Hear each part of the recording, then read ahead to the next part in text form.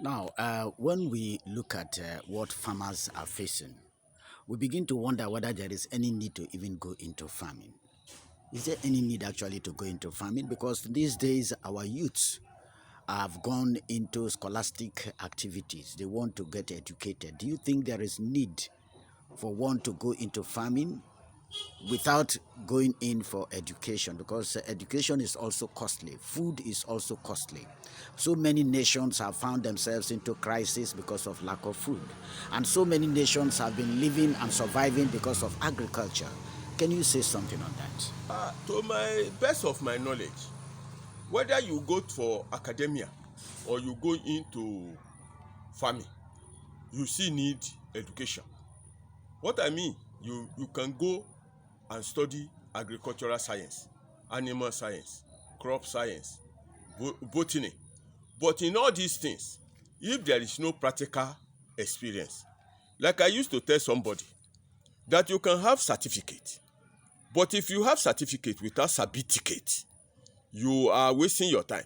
Certificate without certificate, What do you mean by certificate? that you can do practical things that people will see practical, not Okay, that's rhetoric. you sabi. You sabi, Okay. not a rhetoric, speaking English language. Like some of my friends, they are mechanic, they are engineer, but they cannot lose a tire. They don't know which boat is for which tire rim. So you, as a Nigerian, no matter whatever you study, I still very much believe you can delve into agric, no matter how small it is. Because whether you are a pilot, when you are hungry, your plane must bring you down to find food. Whether you are driving ship, you must eat. Whether you are a president, you must eat. Whether you are a governor, you must eat. The bottom line is that agriculture remain the mainstay of any economy, because a person that cannot feed himself, that does not have what it takes to feed himself, cannot be said to be a complete human being. He's a terrorist, in my own opinion, because he will be looking at other people who are feeding. For example, now, in our days now, the youth, instead of going into small scale farming, they wait for other people to farm, and they go to their farm to to attack or to terrorize the farm. In this case, the society cannot grow in that way. If I have half plot of land and I'm farming there, you have 1,000 person have, you discover that tension will reduce in the community. Well, we don't want any terrorism. We don't want any terrorism. We just believe that when God has given you the opportunity to do something to feed yourself and your family, you should just thank God. Now, you talked something that is still ringing in my brain, and that is the issue of the people attacking.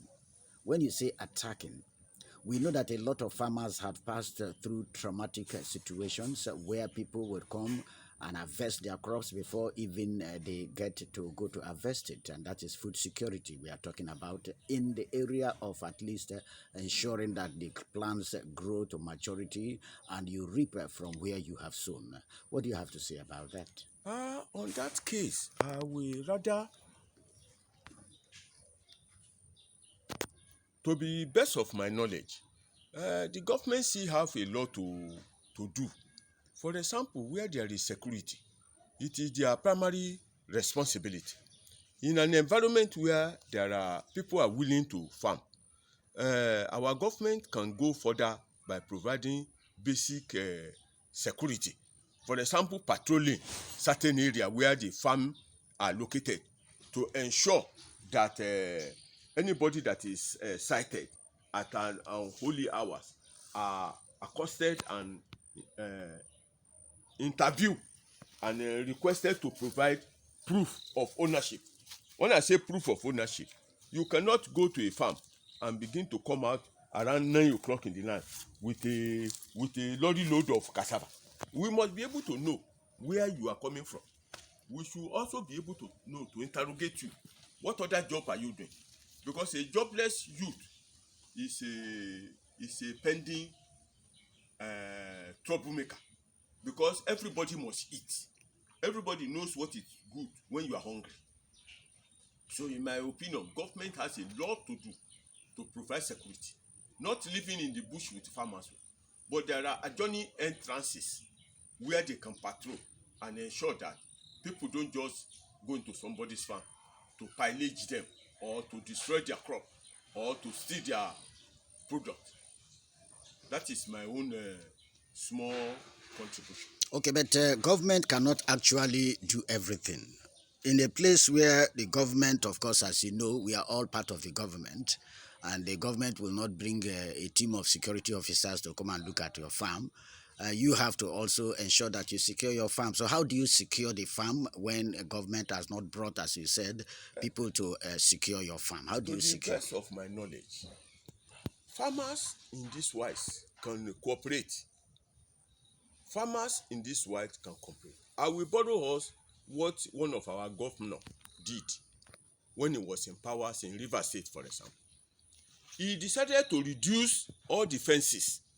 Nobody built fence to cover himself. You want your neighbor to see you. You see your neighbor, I see your neighbor. Where there are cooperation in farms, the thieves will caution themselves.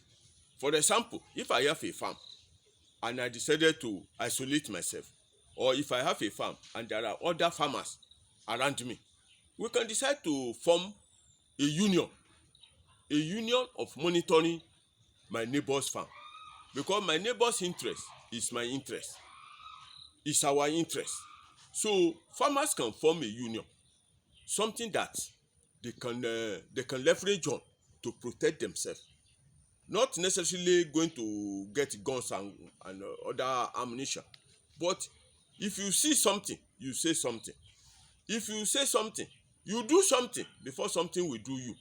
You cannot see a thief in somebody's compound and you say it doesn't concern you. You can raise alarm. You can run away and inform the security operative that you observe certain movement in certain area, and that one will give you courage to it will even terrorize the thief. The thief will run away knowing very well that somebody is observing him.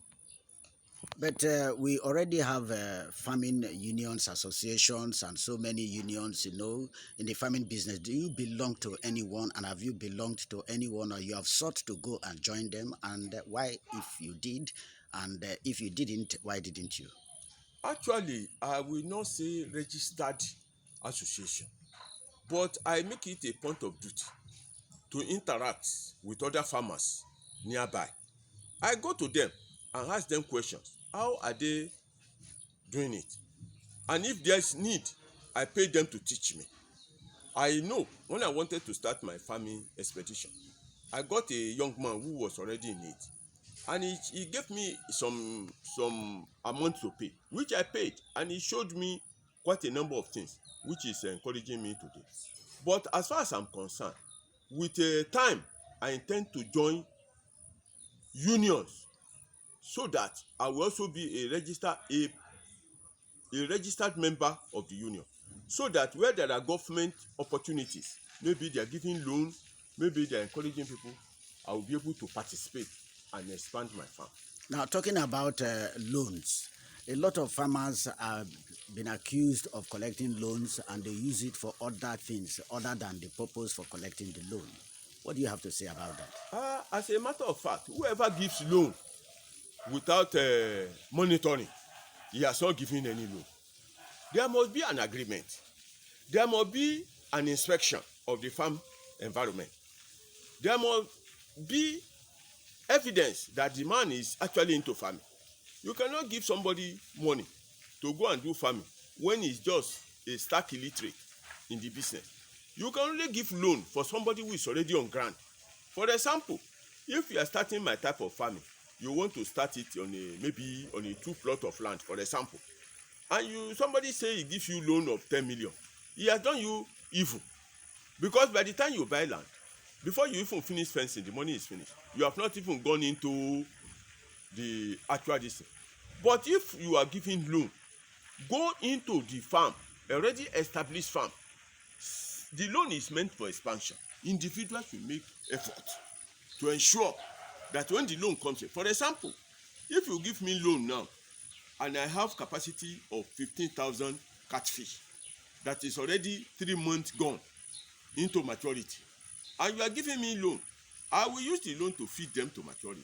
I will pay my loan and I will expand. But I cannot collect loan and start afresh, maybe in a virgin land. That money will not yield anything, because when you are looking at commercial farming, you need at least average of, to start with, 4 plots of land. Knowing what you are doing, you're on your way to success.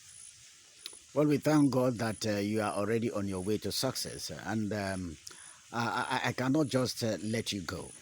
I am so worried that I have to see practically. I can see your farm here. I am seeing different crops. I'm seeing pawpaw. I am seeing plantain. I am seeing okra. I am seeing different crops. There are some I cannot even know the names, but it's so interesting that you are into this farming.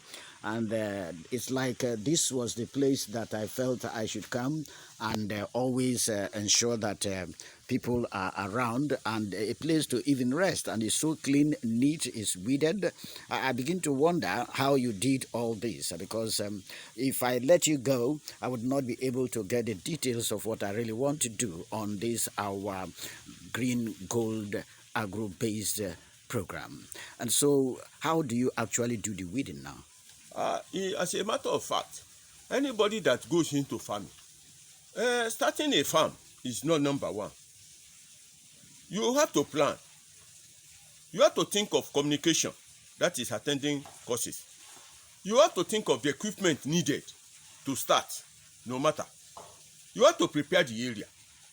But above all, whatever you are doing in the farm, you must put maintenance. Because if you plant a farm, no matter how large the farm, no matter how much money you put into the farm, if you do not maintain, maintenance is key. For example, if you plant okra in a large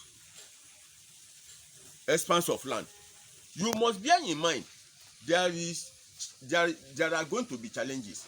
Number one, challenges of weed. You must be prepared to put your hand down and make sure you give them weeding as at when needed. Because if you do not weed, your effort will be a wasted effort. Because the crop will not get necessary nutrients. The crop will be impeded from producing by weeds. But when you weed as at when necessary, you are sure of reaping the fruit of your labor.